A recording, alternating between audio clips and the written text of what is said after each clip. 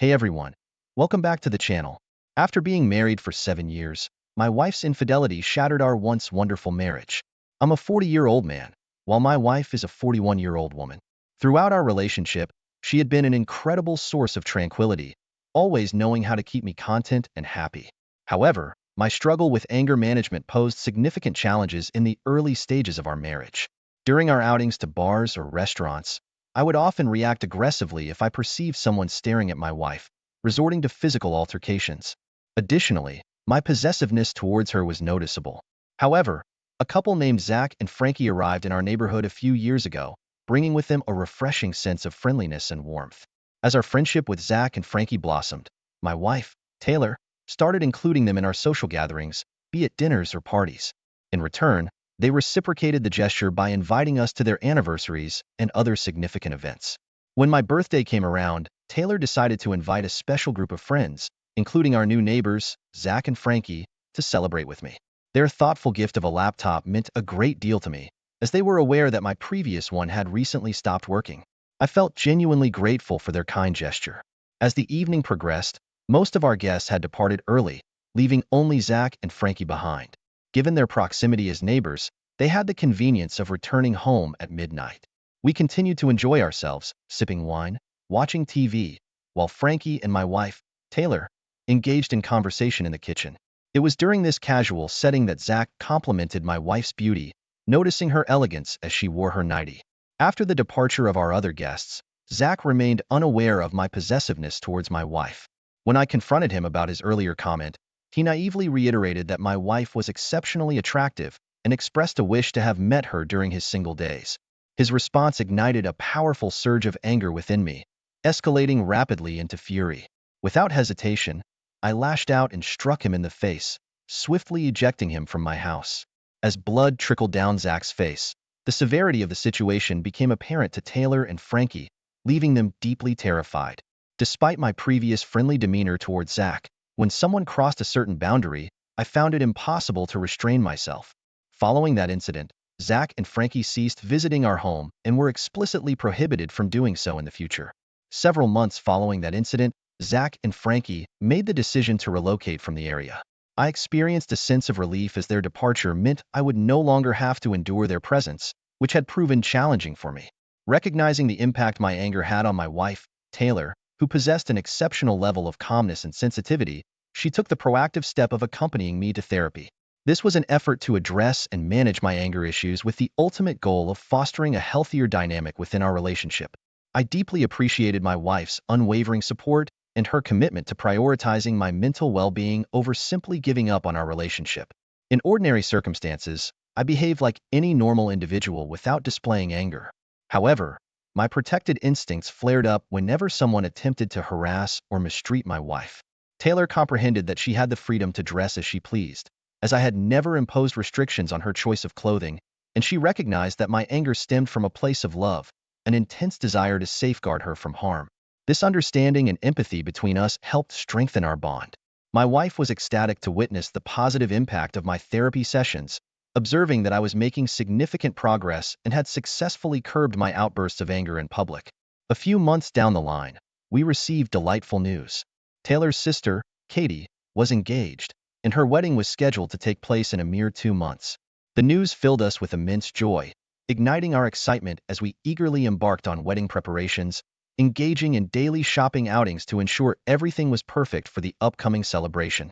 Taylor had selected a lovely pink dress for herself and expressed her desire to don a matching pink coat. However, personally, I preferred not to appear overly whimsical or wear such colors, as they didn't resonate with my personal style for male attire. Instead, I opted for a white suit that felt more aligned with my preferences. As the wedding plans unfolded, Taylor's parents kindly requested our presence in their city 2 weeks prior to the big day, inviting us to participate in the preparations alongside them. Filled with anticipation and a desire to savor every moment of the upcoming wedding, we eagerly packed our belongings and embarked on a journey to Taylor's mother's house. Arriving 2 weeks prior to the joyous occasion, the sheer delight of having the entire family gathered under one roof created an atmosphere brimming with happiness and excitement. As we collectively prepared for the wedding, immersing ourselves in the various arrangements, we also found time to practice our dance moves and meticulously plan our heartfelt speeches, aiming to make the celebration truly memorable. As the wedding day approached, Taylor's relatives had gathered to celebrate the joyous occasion. Among them was Felix, an experienced event planner who had taken charge of organizing every aspect of the wedding. Due to his meticulous approach, Felix constantly sought Taylor's input, ensuring her preferences were considered in every decision made. While Felix's dedication to incorporating Taylor's opinions pleased her, it unintentionally left Katie, the bride, feeling upset. Katie felt overshadowed as Felix continued to consult Taylor regarding the card design, cake flavor, stage size, color scheme, menu selection, and more, even though it was Katie's special day. The situation grew increasingly exasperating for everyone involved, particularly Katie, as Felix seemed to rely solely on Taylor's opinion, proclaiming that nothing would proceed without her approval. Complicating matters further was the fact that Taylor had a long-standing friendship with Katie, leading Katie to consider finding a replacement for Felix. However, due to the constraints of time and the complexities involved in securing a new planner at the last minute, Katie reluctantly had to accept the situation and tolerate Felix's overpowering involvement in the wedding preparations. Katie's behavior towards everyone became increasingly bothersome as the wedding preparations intensified. When I approached her to seek her input on our dance moves, she responded with a sharp and dismissive tone, claiming to be too busy to assist. Not only did she hurl insults at those around her, but she also attributed her conduct to the stress of wedding planning, rather than offering an apology for her actions. Despite her attitude, I chose to tolerate her behavior, understanding that family support was crucial during such demanding preparations. I rationalized that these challenges were not uncommon in the midst of wedding arrangements and believed in maintaining solidarity within our family. Felix had arranged to take Taylor and Katie to select flowers for the wedding, and when Taylor invited me to join them, Katie abruptly expressed that she didn't require any additional assistance in making decisions for her special day. Although I felt a surge of frustration towards Katie, I viewed her as my younger sister and reminded myself of the importance of family support. Consequently, I decided to step back and encourage them to proceed without me, expressing that I had no desire to accompany them at that moment. Despite being aware that, as a man, my suit wouldn't overshadow the bride on her special day, Katie voiced her discontent with my white suit. She expressed a preference for no one else wearing white at her wedding. However, Taylor, being the calming influence she always was, reassured me and suggested we go shopping for a new suit at the last minute. Together, we embarked on a shopping expedition, ultimately selecting a black suit that aligned with Katie's wishes. On the day of the wedding, Taylor looked stunning in her pink dress while I donned a black coat. To my surprise, I noticed Felix wearing the exact same coat as mine. Curiosity prompted me to compliment him, remarking on our matching attire. It was then that Felix revealed that Taylor had actually gifted him the coat. In that moment, a pang of jealousy surged within me due to my possessiveness towards my wife. However, understanding that Felix held a close familial bond with Taylor as her cousin and childhood friend, I chose to set aside my feelings and dismissed any lingering sense of envy. The wedding day arrived, but unfortunately, Katie's mood was overshadowed by her constant tantrums and discontentment with various aspects of the event. Her behavior left everyone around her perplexed and concerned. My in-laws attributed her outbursts to the stress associated with wedding preparations, empathizing with her apparent struggle to cope. One particular issue arose when Katie discovered that the cake, which had been arranged by Felix based on Taylor's input, was a blueberry flavor instead of the vanilla cake she desired. This discrepancy led Katie to tears, further exacerbating the tense atmosphere. The family dynamics had become increasingly chaotic, with everyone seemingly making a mountain out of a molehill. While I understood Katie's perspective, her incessant shouting and sopping began to dampen my own spirits. In an attempt to preserve my own mood, I decided to distance myself from the bride and sought solace in the reception room. There, I engaged in enjoyable conversations with the guests, immersing myself in the joyous atmosphere. It was during one such interaction that someone inquired about Taylor's whereabouts. As their questions about Taylor arose, it dawned on me that we had yet to finish our photo shoot and had yet to rehearse our speeches. Motivated by this realization, I set out to locate Taylor. My mother-in-law informed me that she was currently in the bridal room as Katie had stepped outside. With a sense of purpose, I made my way towards the bridal room to find Taylor and discuss the remaining tasks that needed our attention. She informed me that Taylor was inside the bridal room, taking a moment to freshen up her makeup. A wave of relief washed over me, knowing that Katie's presence was absent from the room. Keen on finding Taylor and avoiding any further encounters with Katie's challenging behavior, I made my way to the dressing room. However, upon entering, I was taken aback and horrified by the sight before me. Taylor and Felix were engrossed in an intimate embrace, exchanging passionate kisses without acknowledging my presence or offering any explanation. Shocked and angered by what I witnessed, I quickly took out my phone and began recording a video as evidence. Fueled by a surge of intense emotions, I unleashed my frustration by delivering a punch to Felix's face. The commotion caught the attention of my mother-in-law, who rushed over to the dressing room upon hearing my raised voice. She was taken aback and startled to discover the unexpected situation involving Taylor and Felix. Soon after, my father-in-law arrived to help mediate and settle the dispute that had unfolded before them. Despite their pleas for me to lower my voice and avoid spoiling their daughter's wedding, I found myself unable to control my anger. Taylor, visibly upset, was in tears, caught in the midst of this tumultuous situation. The eyes of all the witnesses were fixated on this distressing scene unfolding before them. In the midst of the chaos, my mother-in-law expressed her belief that Katie didn't deserve such turmoil on her wedding day. However, I couldn't help but question whether I deserved this profound betrayal. It appeared that my mother-in-law's concern was primarily directed towards her spoiled daughters, leaving me feeling unsupported and hurt. In the face of the tumultuous situation, my mother-in-law chose not to address Taylor's actions or reprimand her. Instead, she directed her criticism towards me for causing a disturbance on Katie's wedding day. My father-in-law, on the other hand, attempted to diffuse the tension by advising me to calm down, suggesting I drink some water, and assuring me that we could discuss the matter after the event. However, I couldn't help but question what exactly there was left to settle. The revelation of my wife's betrayal had shattered our relationship, and I felt no inclination to endure any further challenges or turmoil from them. As their true colors became evident through their criticism and defense of their cheating daughter, I gained a deeper understanding of their character. Fueled by a mix of anger and frustration, I made my way to the podium and requested a microphone for my speech. With determination, I began to expose the betrayal I had witnessed in the dressing room, presenting the gathered audience with the evidence I had captured. The revelation brought Katie to tears, but rather than sympathize, I sternly instructed her to remain silent. In my speech, I went on to describe how their entire family embodied entitlement and a spoiled nature, shedding light on the underlying dynamics that had contributed to the current situation. I caused quite a stir with my words, leaving people utterly shocked. The revelation of having a romantic involvement with one's cousin, betraying a spouse, and sabotaging one's sister's wedding was truly abhorrent. Being deeply religious, my in-laws found it incredibly challenging to bear the weight of this humiliation. The room was filled with tears as some guests began to depart, unable to handle the situation any longer.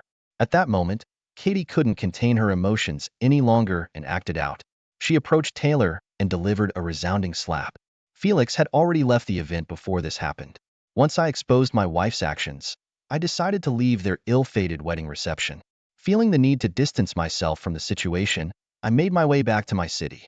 An update on the situation. I have initiated divorce proceedings and presented my wife with the necessary papers. Despite this, she continues to plead with me to reconcile as her parents hold her responsible for tarnishing their esteemed reputation. Following the wedding day, Taylor and Katie's relationship came to an abrupt end due to Katie's perception that Taylor had ruined her momentous occasion. Felix seemed to have disappeared without a trace, as no one had heard from him since that day. My wife, in an attempt to justify her actions, argues that Katie's behavior on the wedding day caused her immense stress and led to her grievous error. However, such stress does not excuse acts of adultery. I have no desire to welcome this dysfunctional family back into my life, as I simply cannot tolerate their presence any longer. Thank you for listening to the story to the end, and if you like it, please support us with a like as well as subscribe to our channel. Write in the comments, "Hey everyone, welcome back." Today, I've got an absolutely jaw-dropping story for you. My marriage with Melanie came to an end after just 3 years. I've fallen in love with someone else. Let's break up. Until then, I had been completely oblivious to her affair. Indeed, our conversations had dwindled recently. She often came home late, claiming overtime, and on weekends she found reasons to be away from home. I thought maybe that was just how marriage settles down after 3 years. I never imagined her heart had drifted so far from me. I put up with this countryside for 3 years. You should be grateful. You are all about your job, just job, you know? And never interested in me, she said with a displeased look. Whether I try to discuss, deny, or apologize, her decision to divorce didn't change. Eventually, I signed the divorce papers as she demanded. Within a few days, Melanie packed her belongings and left with her new lover to her parents' home out of state. After she left, I stayed alone in the same house. My life became a cycle of work and home. The days just passed. The town where I was assigned after we got married is a quaint countryside area. Not heavily populated, the relationships with the locals were close-knit. Melanie never seemed to enjoy the rural life, and she didn't make close friends after we moved here. Yet, our divorce spread quickly, and I became known as the man who was dumped by his wife. People, both from the neighborhood and my workplace, looked at me with pity. Some directly asked, "That must have been tough. Are you okay?" Or inquisitively, "Is it true your wife ran off with another man?" Honestly, the divorce hit me hard. I felt a gaping hole in my chest and longed to talk to someone. But in this small town, everything spreads fast. I didn't want that, so I kept to myself. To avoid sinking into despair, I threw myself into work even more than before. It seems my workaholic nature partly caused the loneliness Melanie felt. I had mistakenly thought that being diligent at work would make her happy. Now, all I had was my job. I was engrossed in my work, tuning out even the concerns of those around me. Then, about 6 months later, a new colleague joined our company. Her name was Susan Jackson, transferred from our New York headquarters. According to my boss, she is 36, 3 years my senior. She is with top sales performance at the headquarters and touted as a future department head. She was assigned to our branch for a year to boost its performance. With her understated yet tasteful makeup, she dressed in elegant suits, exuded the aura of sophisticated city woman. From day one, she efficiently reviewed our work, identifying current issues and future objectives. She was all business, with clear, concise instructions. She worked silently and diligently, efficiently completing her tasks one after another without any idle chatter. She was the epitome of a capable woman, which was incredibly cool. Yet, when asking for our help, she'd say, "Excuse me, do you have a moment?" With a humble, gentle smile. Despite her competence, she wasn't unapproachable, and everyone at the branch was charmed by the contrast. Everyone admired and wanted to talk to her. She always finished her work on time, leaving with a cheerful, "Good job, everyone," and swiftly headed home. The female coworkers wondered, "She always leaves so quickly. Maybe she has a boyfriend waiting at home. Is she married?" There was a buzz of curiosity about her, but nobody seemed to get close to her. Seeing her, I envied her ability to live life so smoothly. Since Susan came from the city, no one here knows her past. I'd like to live without people knowing my past, not worrying about others' opinions. I've started to think that, in this town, everything becomes known quickly. I had resigned myself to that fact because it's a small town, but seeing Susan's behavior, I've started to wonder if moving to a city like hers would clear up my worries. Also, I thought about joining the headquarters to improve my skills, inspired by someone as high caliber as her. So, I seriously started discussing a transfer to our New York headquarters with my boss. Then one day, a welcome party for Susan was planned. We all left work on time and headed to a nearby bar. That day, Susan didn't rush home at her usual time but joined us for dinner. As the party started, everyone eagerly bombarded her with questions. What kind of work did she do at the headquarters? When did she become the top salesperson? What's her secret? She answered each question meticulously. After a while, the questions shifted to her personal life. Was she married? Did she have a boyfriend? Just as she was about to answer these more personal questions, her phone rang. "Excuse me for a moment." She stepped outside to take the call. The questioning paused and the room fell silent. Then, a drunk coworker, Edward, started pestering me. "Is it true your wife cheated on you?" Suddenly, all eyes were on me. "It's over and done with." I tried to deflect, but the inebriated coworker relentlessly prodded. "Did you get any compensation? Did you hire a lawyer?" No one else intervened, seemingly curious themselves. I didn't want to remember any of it. Frustration built up in me, and I was about to snap. Then, "Sorry for stepping out. I'm back now," Susan announced with a smile, sitting down between Edward and me. Then she resumed with a smile. "We were in the middle of questions, weren't we?" And began talking about her personal life. She revealed she was divorced. She had a daughter at 20, now in high school. She got pregnant while in college, took a break to have her daughter, and divorced at 30 due to her ex-husband's infidelity. She shared all that. "My daughter lives with my parents in New York." That call was from her. Ended with sweetly smile. She then lightened the mood with more cheerful topics, and neither my story nor hers came up again. I was relieved and deeply grateful to her. Her strength in openly discussing her situation also struck a chord with me. The next day, I caught up with her as she was leaving work on time. "Susan, I really appreciated what you did last night." "Thank you." I called out to her, She stopped and turned with her usual graceful smile. I should be thanking you for the wonderful welcome party. She responded with her usual graceful and gentle smile, but sensing my feelings weren't fully conveyed, I anxiously continued speaking. No, I mean, you heard the questions I was getting from Edward, right? Stepping in and diverting the attention from me really helped.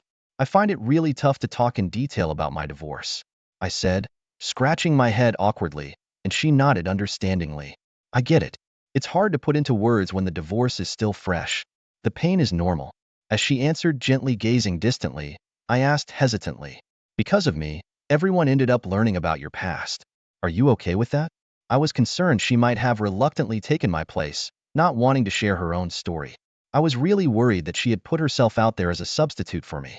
Sensing my inner turmoil, she showed an even gentler smile, as if understanding my concerns.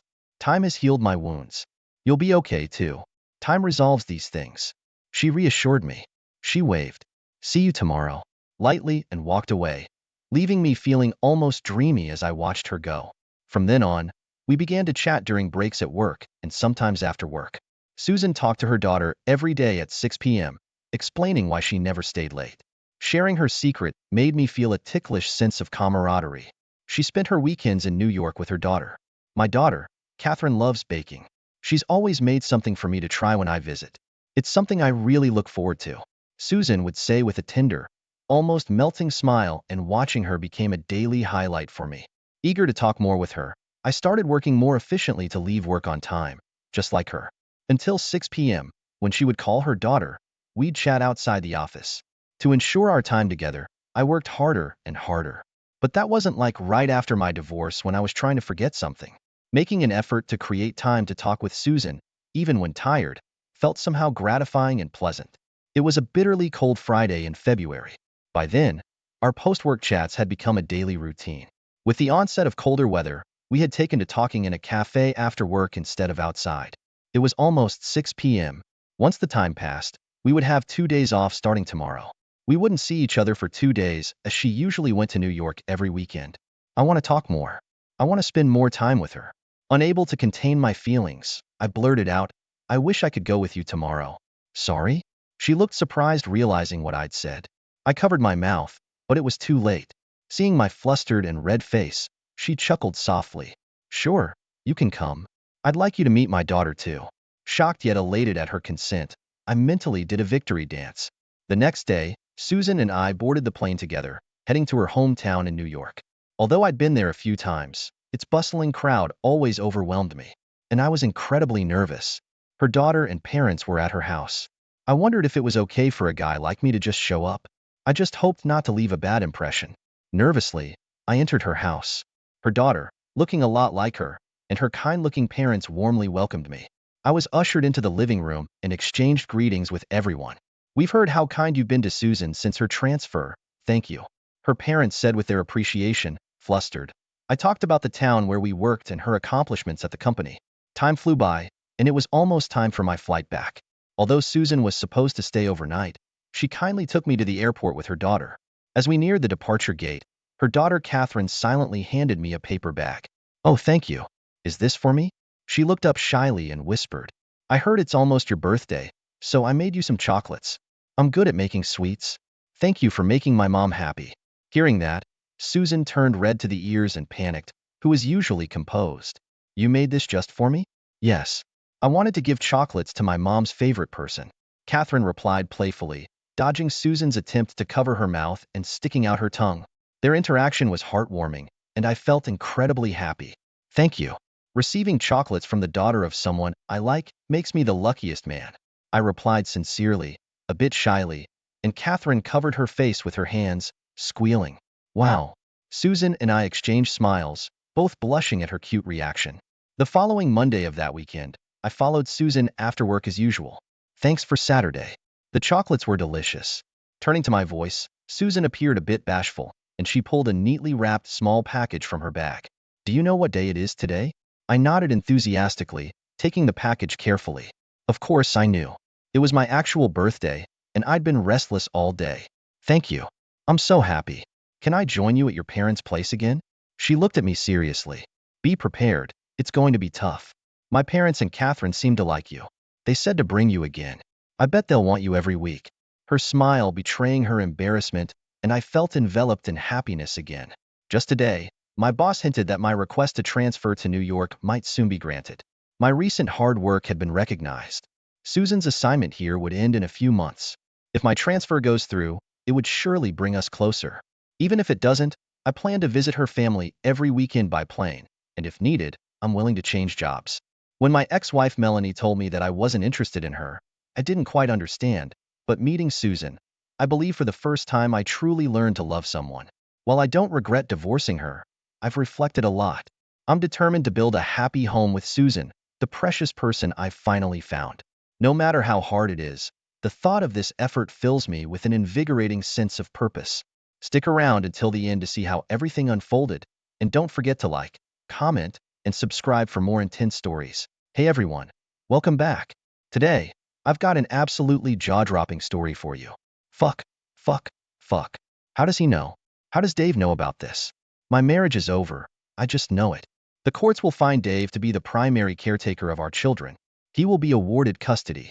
I will be a social pariah shunned by virtually everyone in this church-going community, forgiven by the priest with soft words, but with a judgmental look on his face, just as he did with Mary Skelton. She only lasted about 3 months or so after her husband found out about her affair. 3 lonely months when the rest of the community shunned her, even though the priest forgave her. This community really hates cheating spouses. I slammed on the brakes and screeched to a halt, stopping 2 meters away from colliding with a little girl who ran out into the road chasing a ball. She looked to be about 3, about the same age as my Paula. I was driving too fast, too absorbed in my enormous problem. The kid's mother scowled at me from the sidewalk, even though it was her fucking fault for not watching her kid.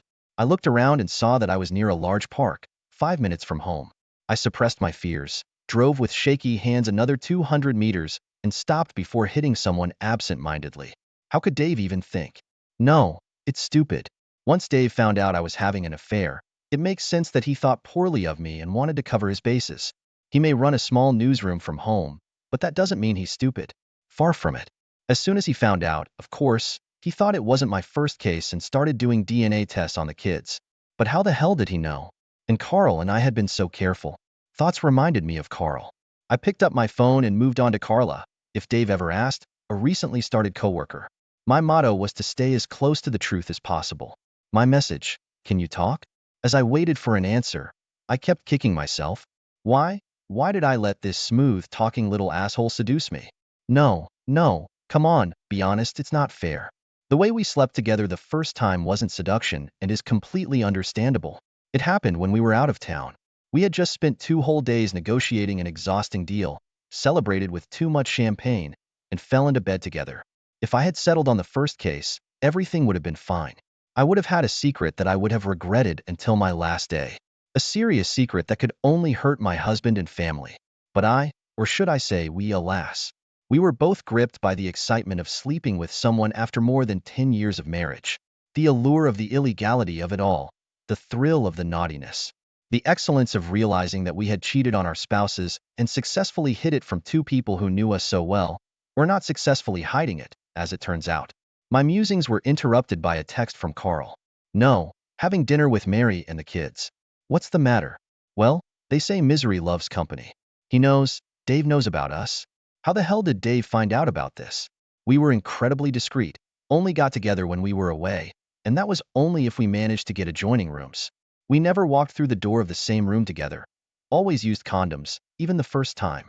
We behaved completely normally, both in public and when we were at home with our spouses. Zing, damn, Mary is acting normal, so he didn't say anything to her. Do you think he will? How angry is he? I don't know, we haven't talked yet. I ran away as soon as I found out he knew. This time I didn't have to wait long for an answer. Please beg him not to tell Mary. Selfish little prick. Screw my marriage while it's none of his business.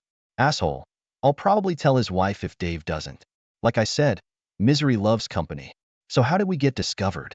I made sure my love for my husband wasn't compromised, didn't introduce any new positions or techniques I learned from Carl. Fucking chance. Sex with Carl was vanilla and uninspiring. It was smaller, held for less time, and nowhere near as varied as my Dave. In fact, if it hadn't been for the illegality of it all, it wouldn't have lasted the 6 times over the 7 months we'd actually had it. How unlucky that we were discovered before I was about to end our affair after our next trip in 2 weeks. Damn it. Damn it. Focus, Megan. How we were discovered is irrelevant. We were exposed, and now my husband trusts me so little that he's doing DNA tests on our children. My mind went back 20 minutes to when I got home late, too late to enjoy dinner with my family. Thankfully, Dave worked from home, took the kids to school, and cooked dinner 6 nights a week. I was supposed to cook on Sundays, but I usually went out and got takeout. Let's just say cooking is not one of my strengths. As I walked through the door, I froze at the horrifying sight. Dave is sitting on one of the kitchen chairs with a cotton swab on a stick, wiping the inside of Jillian's, our 5-year-old daughter's, mouth with it. An open sterilized bag lies on the table. Peter, our 7-year-old son, was also standing there, either waiting his turn or already finished. I had read enough stories and watched enough TV shows to know that I was watching the opening act of a DNA test. My initial reaction was rage. How dare Dave think the kids weren't his? I wasn't a whore, or was I? Knowing I needed to think about how best to get over it, I just turned and ran. Just before I did, Dave turned to look at me with a neutral expression. I brought my hands to my cheeks, remembering the sensation of the blood rushing off them, which was a blatant admission of the truth of what the testing had accused me of. 20 minutes later, here I am, reflecting on the destruction of my family and my community. I knew Dave. I knew him as well as he knew himself. As soon as he was ready to confront me, he did so firmly and calmly. He wouldn't want the whole town to know he'd been hornswoggled. If I can't stop him from divorcing me, I'll ask him to do it quietly just to say we're estranged. That way, even if I lose my marriage, I can still stay in town and see my kids, perhaps sharing joint custody. I really do love them. My mind wandered for God knows how long, running through different scenarios of how Dave would react, trying to find the scenario that would allow me to lose the least. Suddenly, I realized that I was reasoning like a defeatist. I'm using my knowledge of Dave and assuming that a breakup would go without saying, and the best scenario would be a quiet divorce. But what if I'm wrong? What if I put myself at Dave's mercy? I tell him about the forgivable first time and the regrettable sequel. He doesn't want a divorce any more than I do. Sure, his faith in me will be shaken, and it will take years for him to fully trust me again. But I'll still have the respectability and support of the community. If you do this, Megan, you'll have to be completely honest with Dave. One whiff of a lie, and you'll get to the curb faster than a fast-footed cheetah. I glanced at my watch. Just under 2 hours had passed since I discovered that I hadn't been as clever at hiding my affair with Carl as I'd thought. 2 hours since I'd gone from being confident in my marriage to fighting for his very life. 2 hours since I'd seen my husband testing my children's DNA had raised my blood pressure 100 points. I quickly typed a message. I'm on my way home to apologize to you for my affair with Carl. Please don't do anything rash. Then slowly headed home in my car. Epilogue of Megan. Well, what happened after that surpassed my worst nightmare. 10 minutes after sending my text message, I made it home. As soon as I pulled into the driveway, Dave jumped out the door, tossed me, "Stay here and watch the kids," and sped off in his car, screaming. I found out later that he headed straight for Carl's house, and when my lover opened the door, broke his nose in one blow, screaming, "You're sleeping with my wife, aren't you?" Those words stopped Carl's wife calling the police. And together with Dave, they learned the whole story as Carl begged them to call him an ambulance. Since Carl said he had been hit and his wife claimed he had hit the wall himself, the police investigation went nowhere. By the time he returned from the hospital, the locks on his house had been changed, and his wife had made an online appointment with a divorce attorney. How do I know all this? Dave came straight home, told me to pack a bag and leave. Taking one look at the fire in his eyes and the bruises on his knuckles, guessing where they came from, I did as he asked and fled to a mid-range motel. The next day, I saw a bandaged Carl at the bar at breakfast. All hopes that Dave would be quiet came crashing down early in the afternoon when Carl and I were invited into the chief operating officer's office and summarily executed. She didn't cite any morals because our contracts simply stated that she shouldn't hire scumbags like us. Oops. I realized what the immediate future would be like when I called all 3 divorce attorneys in our town, but no one returned my call. When I went to the diner for dinner, the waitress refused to acknowledge my existence. The nail in the coffin lid, however, was when I met with Carl and learned that family, friends, and former coworkers already treated him like a leper. Within 2 days, spurred on by a visit from the motel manager who stated that his establishment was fully booked, yeah right, Carl and I accepted the inevitable and left town. We didn't want to become social ghosts, which we saw Mary Skelton become last year when she was caught cheating. We drove 300 kilometers and started a new life together. It didn't last long. I know I'm probably stating the damn obvious, but when two cheaters get together, there is no trust. Stupid. I never realized how important trust is in a relationship until tonight when I had to fight the urge to check his phone while he was in the bathroom. By the time I finally worked up the courage to ask Dave if I could go back into town to visit the kids over the weekend, they had all found a replacement for me. He was perfect prey, and once he was on the loose, the vultures, being attractive singles and widows, declared their interest. By the time I cleaned myself up, there was already a nifty set of shoes under Dave's bed. My kids had a half-sister, and they were already calling the other woman mom. Now that I'm too old to start another family, all I can do is sit and ponder the lonely life ahead of me. Epilogue of Dave. I lie here glancing at the bedside clock, 11:05 p.m. The soft breathing of Ruth lying next to me reminds me of our sexual marathon of the last 2 hours. Damn, sex with someone new after 10 years with the same woman was good. Damn good. We did some things that were borderline inappropriate. Yeah, life is good, but it's a little weird. My wife cheated on me, but before I could mourn the demise of that marriage too much, I was seduced by a younger, prettier, and sexually more adventurous one. The surreal last day of my old marriage still confuses the hell out of me. Maybe if I digest it in my head for the 10,000th time, it will finally make sense. How'd it go? On the last day of my marriage, Megan came running home and without saying a word, just turned around and left again. I heard her car start and drive away. I was busy for a few more minutes, and by the time I called Megan's cell phone, it was busy. Finding no sign of her presence, I started putting the kids to bed and they were fast asleep. Unfortunately, the fact that they didn't see their mother before they went to bed was not unusual. I went into the kitchen and was just about to call Megan again when the house phone rang. An unrecognized cell phone number popped up on the display. The next few minutes from memory went something like this. Hi, this is David Brown speaking. Hi, Dave, it's Carl. I knew Carl, of course. He started working with my wife a while back. I had seen him at several work events and was even invited to his housewarming party. What was his wife's name? Rebecca Beck, something like that. Very handsome, well-built, and a couple years younger than Megan and me. Carl, on the other hand, seemed like a bore. Arrogant, smug. He looked down on me. A legend in his own mind. The last person I'd want to talk to after a hard day, which is why my next words probably didn't sound very friendly. Yeah, Carl, what can I do for you? What would it take? I had no idea what he was talking about, and in confusion I remained silent, forcing him to continue. If my wife finds out I've been having an affair with Megan for the last 6 months or so, she'll cut my balls off and I'll lose my kids. So I'll be honest, Dave, what does it take to keep your mouth shut? I don't remember dropping my phone and collapsing to the floor as the crushing news that my loving wife had betrayed me in the worst possible way hit my consciousness. I had suspected nothing and could not believe it. Yet the pleading in Carl's voice was quite compelling. My mind then turned to a recently frequently discussed problem. Why had my wife seemed to have become emotionally distant from me and the kids over the past 6 months or so? Nothing drastic, just definitely something there. I later realized that the first stage of grief, denial, lasted less than 30 minutes. That stage was followed by anger. I was filled with a blind rage that masked the pain of my loss. I still had enough self-control not to snap at Megan. That led to prison. Her lover, however, was a completely different person. As soon as I heard Megan was back, I drove to the asshole's house and with all the anger I had, punched him.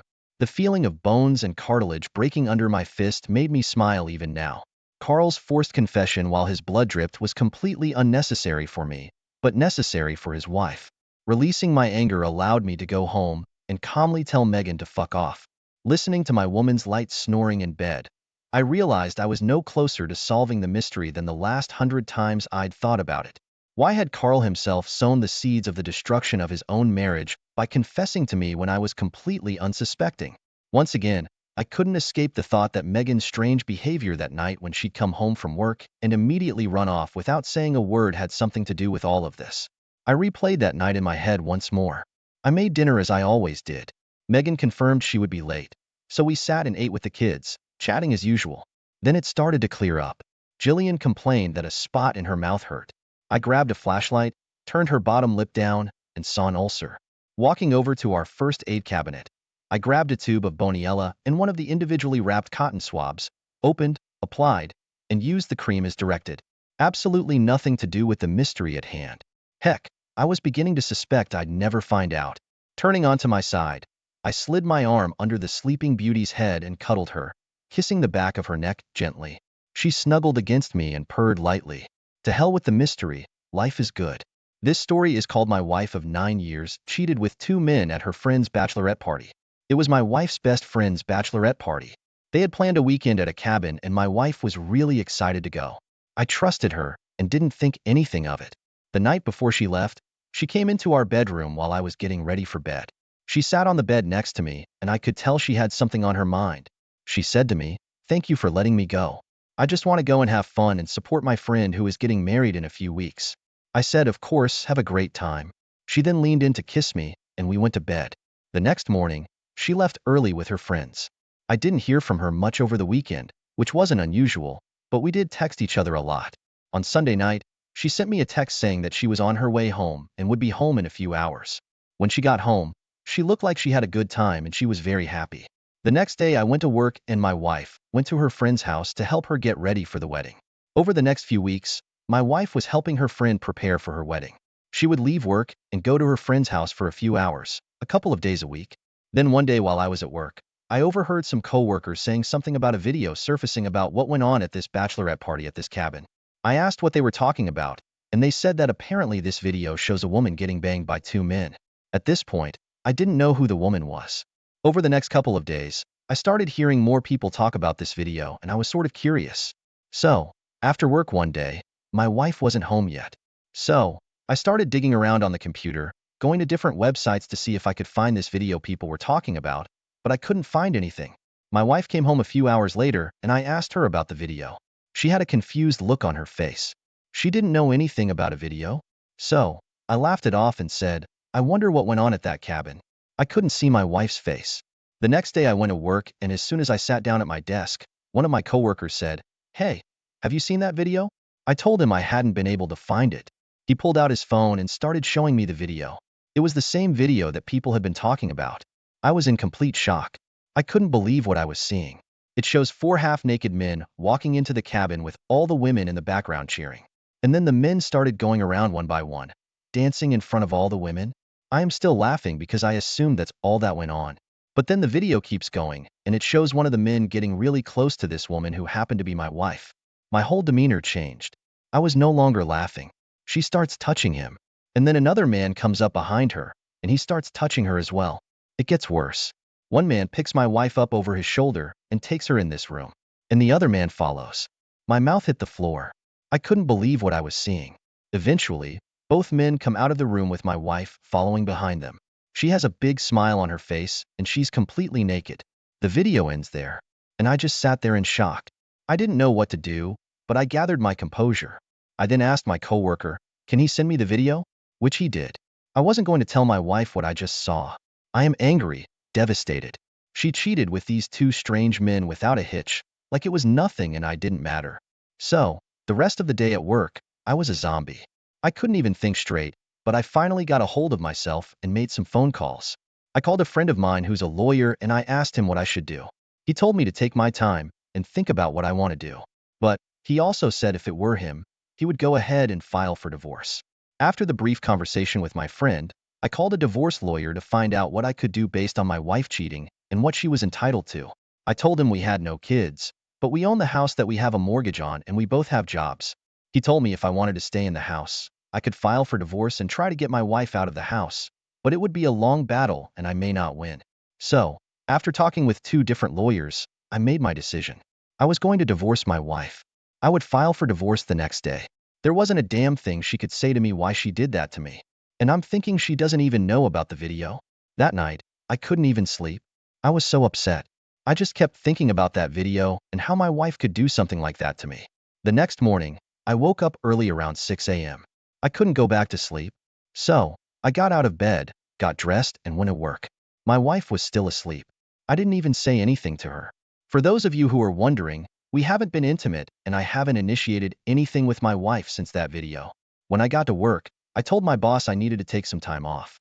He could tell something was wrong, but he didn't ask any questions. I then went home while my wife was at work. I began to pack some of her clothes and other things, and I packed up a couple of suitcases and put them by the door. When I was finished, I waited until about 11:30 in the morning or so.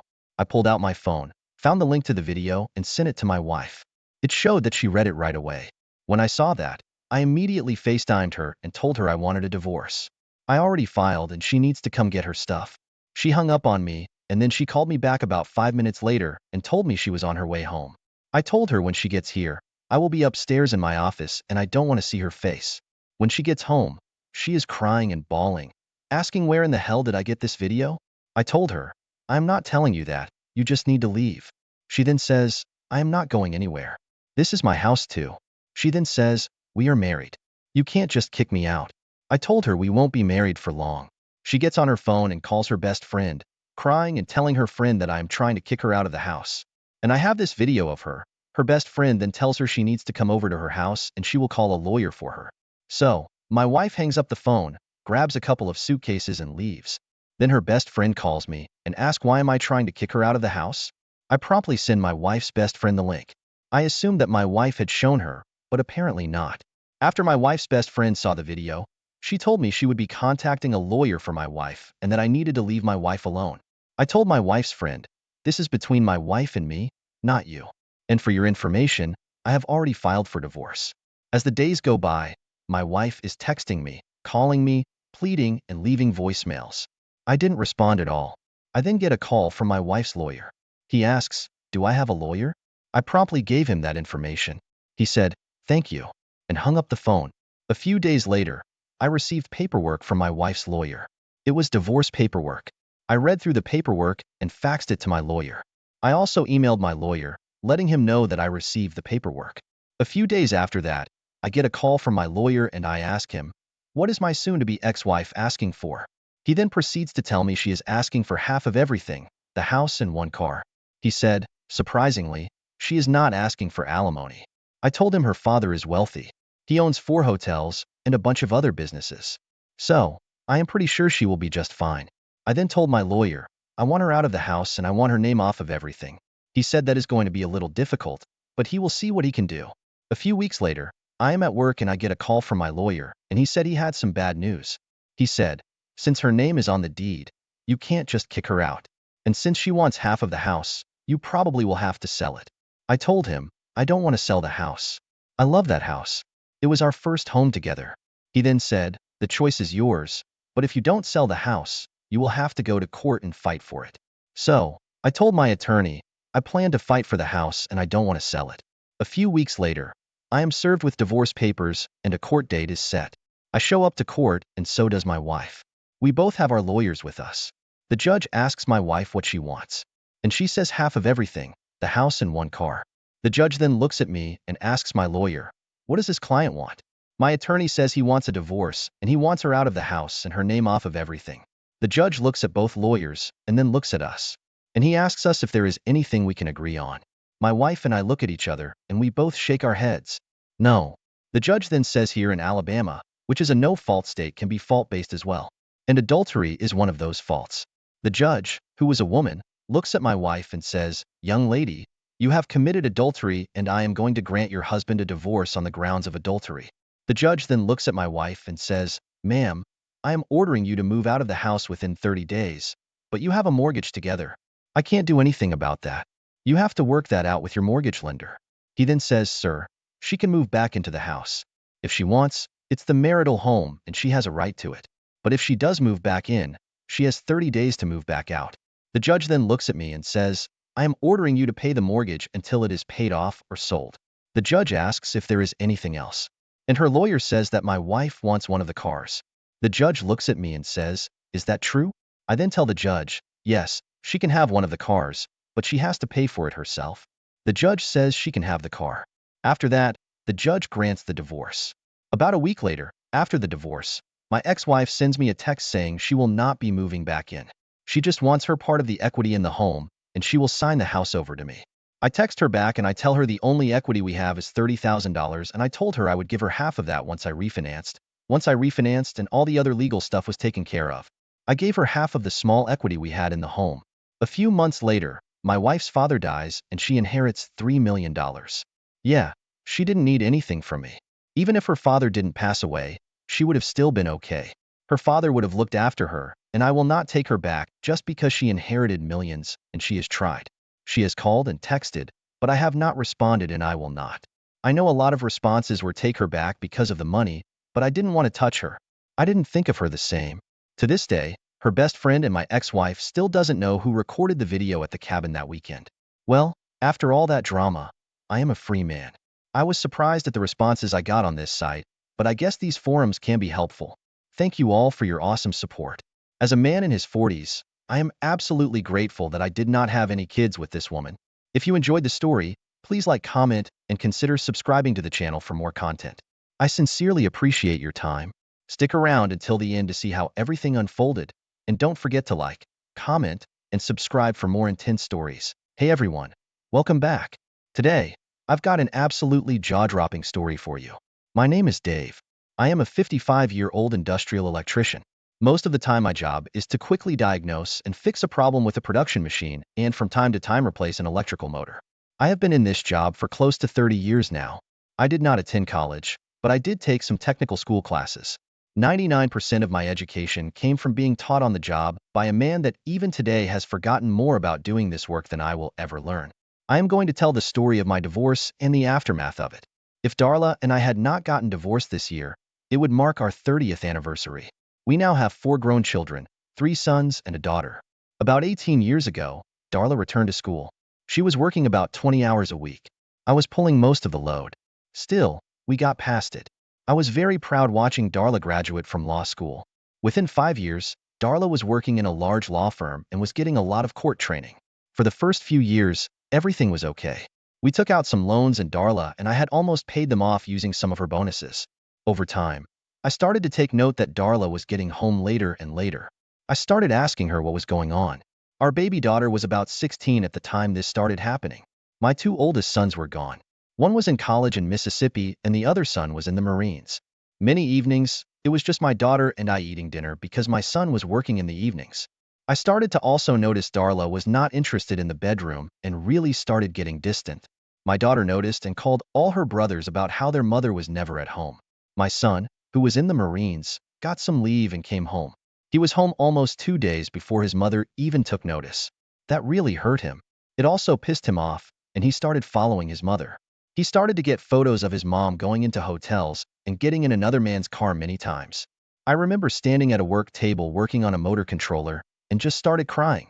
I was ashamed of what my kids were going through. My son and I got into a heated argument about his mother. I knew my marriage was over. My son in Mississippi came home the next day. All 4 of my kids were waiting for their mother to come home. When she did, they jumped on her. My son showed her the photos and told the story of following her. Darla started crying and left the house with the kids following her, calling her all sorts of names. I asked my son to go back to school. My son's leave was up and he returned to North Carolina. Darla never attempted to call me or the kids. All I know is I came home and my daughter told me the slut had packed up and left. I walked to my daughter. I held her head in my hands and after stroking her hair, I asked her not to use that word to describe Darla. She promised me that she would not. I drove to the capital city and found a divorce attorney and told him everything as well as showed him the photos my son took. He wanted my okay to contact all 4 of my kids. I said my daughter is with me but shopping nearby. He spoke to all 4 of them and all 4 said they would testify about their mother. The attorney did say he wanted to find out who Darla's AP was. This was because in a hearing he wants to have him subpoenaed to court. I asked why, and he said Darla is an attorney and her firm will circle the wagons around her. He wants the AP on record. He asked me to go spend several hours with my daughter and come back in 3 hours. By then he said he could have the divorce paperwork ready to go over. He was not going to file it though until he knew more about Darla's AP. When my daughter and I returned home, we noticed Darla's car in the driveway. My daughter said, "Daddy, let's go somewhere else until she leaves." My daughter got so upset I knew I had to drive on. I dropped her off at a friend's house and returned home. Darla was still there and was sitting in the living room when I opened the door. Darla wanted to know what she could do to repair her family. She was crying by this time. I said, "Darla, right now all 4 of your babies hate the ground you walk on. How could you be so stupid to do this? If you were unhappy in our marriage, leave, get a divorce." She had no answer and again begged me to let her move back. I simply told her if you move back, the kids will leave. That was the last contact I had with Darla for almost a month. By that time, my attorney had identified Darla's AP as one of the married partners at the firm and her boss. My attorney did file the divorce papers. Then the day we got a hearing date, he also subpoenaed her AP at home in front of his wife. I was told the process server told the attorney his wife was standing behind him as he served him. This attorney tried several times to get that subpoena squashed, but the judge said, no. He even tried to get it squashed by saying he was going to be Darla's attorney. The judge said, okay, but the information I have that backs up the subpoena tells me I need to hear your testimony. The closer the date came to the hearing, the more panicked both of them became. One weekend, I received a phone call from the AP's wife.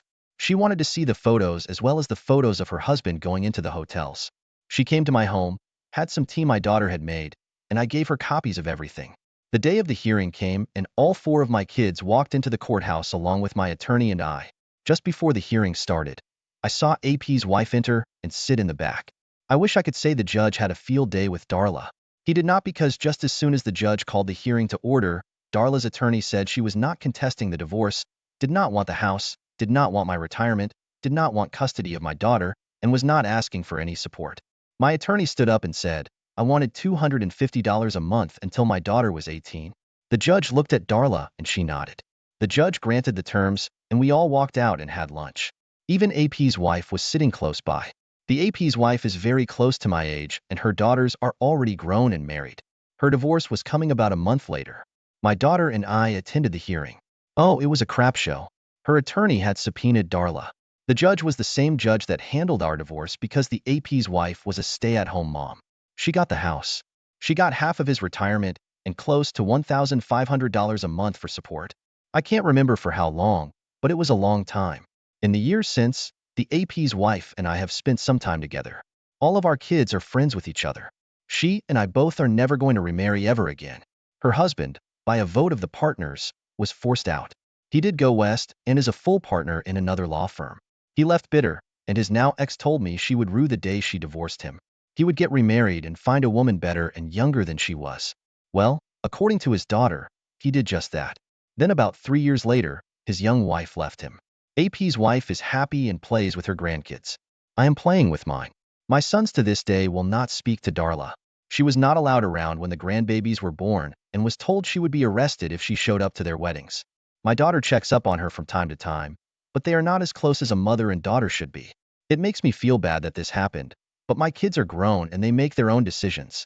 After our divorce, Darla moved to Florida and is today a full partner in a law firm in the Tampa area. She is doing well financially, and last I heard was living in a home worth a lot of money. A few years ago, Darla came back here to be with my daughter while she was recovering from childbirth. I was sitting in a local restaurant when Darla entered and asked me if she could sit. I waved her to a seat and she ordered some coffee, asked me about our sons, and we made small talk for maybe 20 minutes when she took my hand and said, Dave, I screwed up really bad. I know. At the time I started my affair, I was making almost twice what you were making. I think I just thought I fell out of love with you, Dave. That was a bad mistake. I know. I told Darla I was the same man she married, and it was her that changed. I was then and still proud she got her law degree. Darla started to weep a bit. She told me that her AP said I was a loser that was holding her back. Then she dropped $5 on the table and got up. As she walked away, she told me, Dave, you're not the loser here. I am. As I watched Darla walk away, I started thinking about how easy it is to listen to people that are toxic. They will cause you nothing but misery in the end. Just found out that my wife of 15 years has been unfaithful. I have been a wonderful husband to my wife, who is a bartender. When I met her, she was a bartender. Even though I didn't like her profession, I always supported her. She makes more than me consistently. I am in construction, so most of my work is seasonal. We don't have any kids. She always thought kids would slow her down with her career. She would make $200 to $300 per night. She was good at what she did and she was gorgeous. Tall blonde, 5 feet 7 inches, and in shape. I was in shape too, but not like her. In the slow months, I would always go to the gym, consistently. I guess I was too trusting because I never thought she would cheat on me. I always put her first. The most unsettling thing for me was she would always come home late. I mean like after 4 a.m., a lot. I know most clubs close at 2 a.m., but I didn't think it would take that long just to clean the bar when they make the last call for alcohol. Anyways, I started to notice lately that she was coming home closer to 6 a.m. and not texting me or letting me know anything. When she first started bartending, she would always let me know when she would be home, and she was pretty much home to the minute. I decided to ask her about it one morning, and she said that she was cleaning her bar and helping other people as well. I thought to myself, that has never happened before in prior years, so I said okay and didn't bring it up anymore. A few weeks went by, and I started to notice she was on her phone a lot more than normal. To me, that was a red flag right away. I started to write things down that I thought were out of character for her. 1. In the last 3 weeks, she has been coming home after 6 a.m. 2. She has pretty much stopped texting me, letting me know she was on her way home. 3. I have noticed she has been on her phone a lot, and even putting her phone away suddenly. So, I reached out to a friend of mine, a successful graphic designer, and told him everything I was thinking and how her behavior has gradually shifted to being non-communicating and distant. He flat out asked me, "How has your sex life been?" I told him, "It's dropped off drastically." Then he said, "That might be a cause for concern." Then he says, "If your gut is telling you something might be off, then listen to your gut." I told him, "That worries me." He then said, "If she is cheating on you, you need to find out if she is and get out of that marriage." After talking to my friend, I made it a point to go up to the bar where she works and see if I can see anything. So, one night when she went to work, I waited at home until about midnight. I drove up to her bar and waited for an opportunity for me to slip in without her seeing me. While I stood in a corner, I saw her talking to a guy at the bar. She was leaning over and he was rubbing her back. I got a sick feeling in my stomach because that is something I would always do when we were first dating. Then I saw them leave together and go to the back of the bar. I waited for about 20 minutes before going back to where I saw them leave. The crazy thing was the bar was not closed yet, and she left with this guy in the back. I went to the back of the bar and I didn't see them. I didn't know where they went off so fast. I left because I lost him. But that night, my suspicions were heightened. Why is she leaving the bar with some guy who was rubbing her back? On the way home, I sent her a few text messages, but she never did reply. I was so angry and distraught, I called my friend. It was after 1 a.m. I told him I went to the club and saw my wife talking to a man who rubbed her back, and they went through the back door together. He interrupted and said, "Why in the hell is she leaving the club with some man?" I was completely caught off guard because I expected him to say, "Well, maybe they just left to talk because they couldn't hear each other over the music." I don't know, but that was not the case. He was just as shocked as I was and told me he will call his brother, who is a private investigator, who told me to be available because he wanted to do a three-way call. Later that day, when my wife went to work, we all got on the phone. His brother was already filled in, and his brother told me to send a photo of her with ours, and he would get right on it. He said, "Don't worry about it." Someone did the same for me when I went through a divorce. Now I am paying it forward. That day, even though I felt my wife was cheating on me, I felt blessed. About 4 days go by, and his brother calls me and asked me what my email address was. He shared a link from Google, I guess from his Google Drive. He shared a video with me that showed my wife leaving with a guy. I assumed it was the same guy. They went out the back door. They got in separate cars. Then they went to a house. When they were walking up to the front door, this guy had his hands on my wife's ass. After seeing that, the video ended, and there was another video of his brother who said, "Call a lawyer." And that's exactly what I did. I am in California, so the divorce laws don't care about cheating, but she made quite a bit more than me, almost $85,000 per year as a bartender. When I met with the lawyer, she told me the video doesn't mean anything here in California, but we can file on irreconcilable differences and go after alimony. That's exactly what I did. I called my buddy and told him I filed for divorce, and he told me he advised me not to be in the house when she is served. That was sound advice. It was her house anyway. When her mom passed, she got the house. So one evening when she went to work, I grabbed what I could and loaded it in my buddy's truck. I didn't care about any of the material stuff. It was hers. I didn't have much stuff with my sporadic income. That morning, I expected her to call and blow up my phone, but she didn't. The only text she sent me was, "Where are you?" I didn't even respond. While I was dealing with my soon-to-be ex-wife, my friend's brother continued his investigation. He wanted to find out who the guy was that my soon-to-be ex-wife was sleeping with or slept with. It turns out he was here on business and was staying in a company rental, and found out he is also married. My friend's brother is in the process of contacting his wife and letting her know what her husband has been up to. A week goes by and my soon-to-be ex-wife is served with divorce papers. This is when she goes crazy asking me, "Why am I doing this? I am a jerk," etc. I simply told her, "You know why I filed for divorce." So as I wait for the divorce hearing, I find out that my friend's brother got in contact with this guy's wife, and she is distraught. He shared a link through his Google Drive for her to access. She saw the video of them leaving together and going into a house and walking up to the door with her husband, putting his hands on my wife's ass. Needless to say, she is not happy and wants to divorce herself. So this one-night stand has turned into 2 divorces. Fast forward a few weeks, and my soon-to-be ex-wife wanted to meet and talk. I told her I am not interested in anything she has to say. I told her she ripped my heart out and I don't want anything from her. She kept begging and pleading. I just ignored her.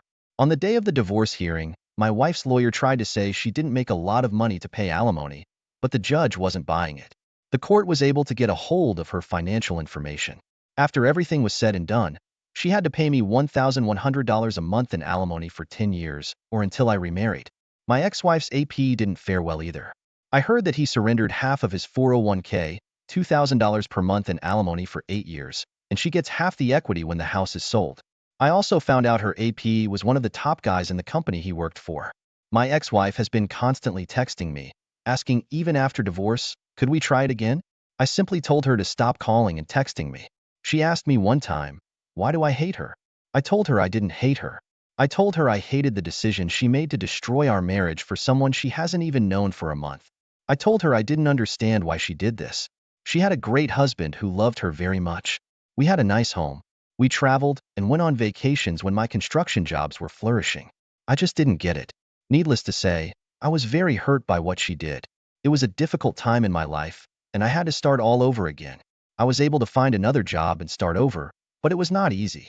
I was angry for a long time.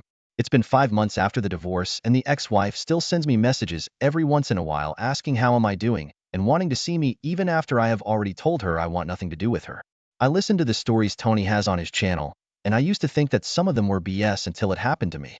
And I want to thank him for taking the time to share my story. And to anyone out there going through the same thing, get out as fast as you can. Don't wait. Stick around until the end to see how everything unfolded, and don't forget to like, comment, and subscribe for more intense stories.